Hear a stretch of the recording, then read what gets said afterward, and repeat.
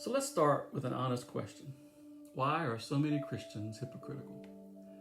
Maybe you've seen it. Someone talks about love but acts judgmental. Someone talks about integrity but lives differently behind the scenes.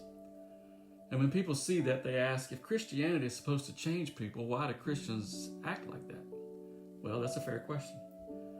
But see, the answer might surprise you.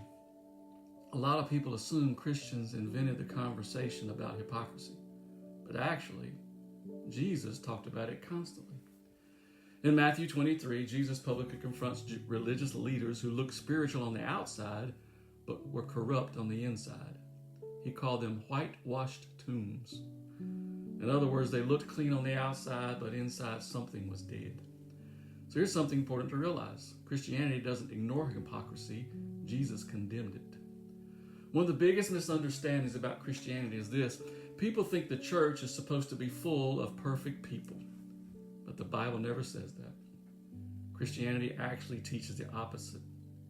It says all of us are flawed. In Romans 3:23, it says all have sinned and fall short of the glory of God. That means every person in church is still a work in progress. You see, the church isn't a museum for saints. It's a hospital for sinners.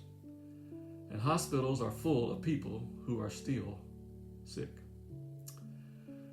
But we need to make an important distinction. You see, there's a difference between hypocrisy and imperfection. Hypocrisy means pretending to be something you're not.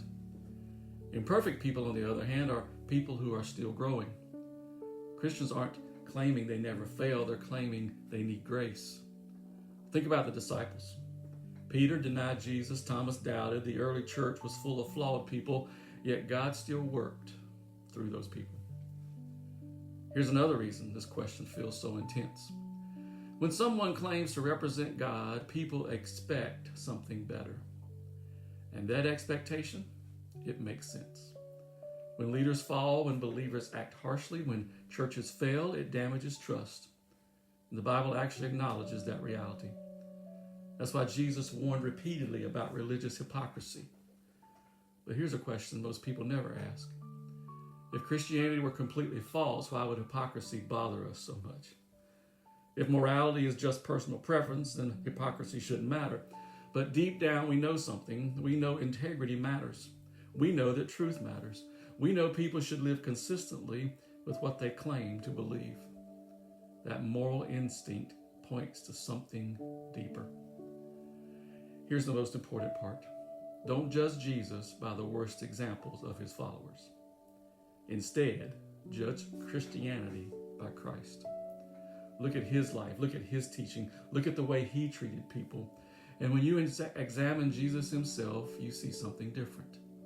Radical compassion, radical truth, and radical grace. Christianity doesn't say Christians are perfect. It says they're forgiven. It doesn't say believers never fail. It says they're being transformed over time. Hypocrisy exists. But the message of Christianity isn't, look how good Christians are. The message is, look how good that Jesus is. So why are some Christians hypocritical? Because Christians are still human, but hypocrisy doesn't disprove Christianity.